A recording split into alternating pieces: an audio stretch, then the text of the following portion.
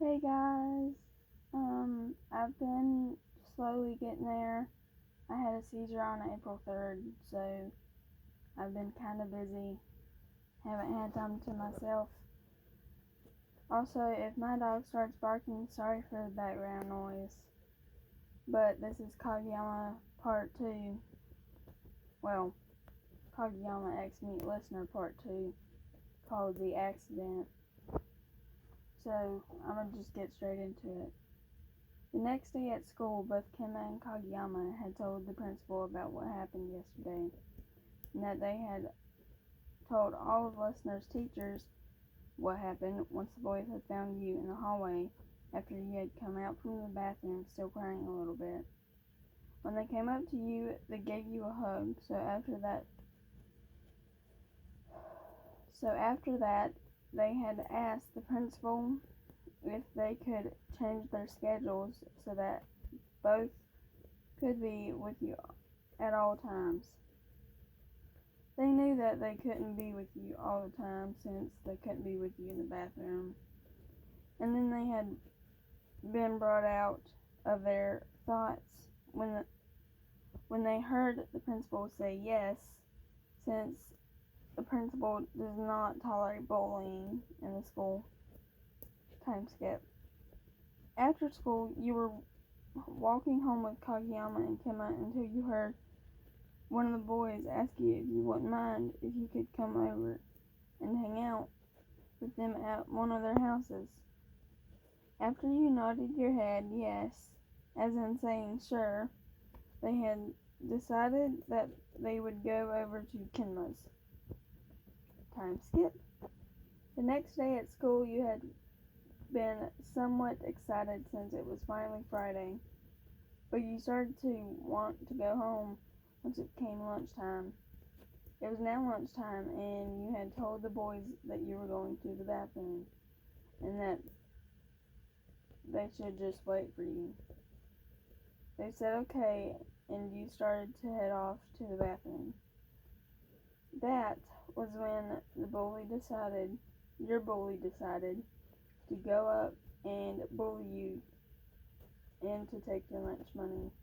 They had also decided to cut your hair since they wanted you to look ugly in front of the boys, especially in front of Kemma, since they liked him. But two things they didn't know about you were that you and Kemma were cousins and that you liked Kageyama. So once they had finally stopped hurting you, you told them to look behind them, and once they did, they had saw both Kemma and Kageyama standing in the doorway of the bathroom with the principal beside them. The principal had told your bully to go to their office immediately. Once everyone got to the office, they had called your parents and the bully's parents. Once the parents had got to the school, the principal had told them what happened. After that, while your bully's parents were apologizing to you and your parents just stood there with a smile on their faces. Then after a while, they had started laughing and telling your bully, Bean, that they had done a good job. Bean's parents and the principal just stared at your parents until your parents had said that you were useless and that you had ruined their lives as parents since they wanted a perfect daughter. I did not mean to put daughter. I meant to put perfect child. Sorry about that. But you had to be born with vocal problems. Time skip. After a while of your parents saying horrible things about you, Kemma had asked the principal if he could step out, since his mother was calling him. Once he answered his phone, he told his parents everything. They were so furious with your parents that they had called the cops. Time skip. Once Kemma told what happened with the phone call, he told you that the police were on their way and he tried to distract or stall your parents so they won't leave the school grounds before the police arrive. Another time skip. Once the police arrived, and arrested your parents, you turned to the others and asked them who you were going to stay with now that your parents were out of the picture. Both Kemma and Kageyama looked at each other and said in unison that you can choose for yourself of where you want to stay.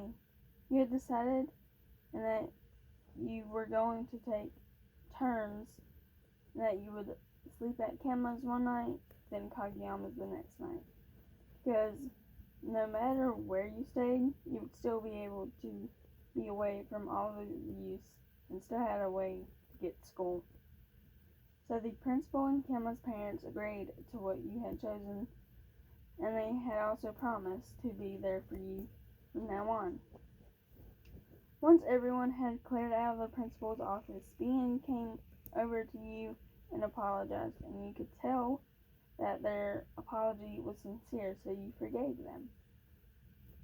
A few weeks later, everything was fine and good, and you found out that Bean's name was Rachel. And BN stands for bully's name, not boy's name. It was Rachel, and you and Rachel had become friends.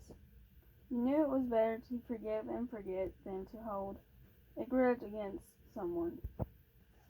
A few more weeks later, you and Kageyama have been hanging out a lot more, and so Kemma and Rachel had a plan to get you and Kageyama together, and it worked. You and Kageyama have been dating for a few months now. That's where I'm going to leave it for now. If you want a part 3, then I will need somebody to tell me how to fix my comments on my phone, because I don't have a laptop that works with this channel. Sorry if I messed up on some things, and I will post one tomorrow, hopefully before my parents get home, so they won't have to hear whatever I'm reading. But bye guys, see you next time, and hopefully I will remember.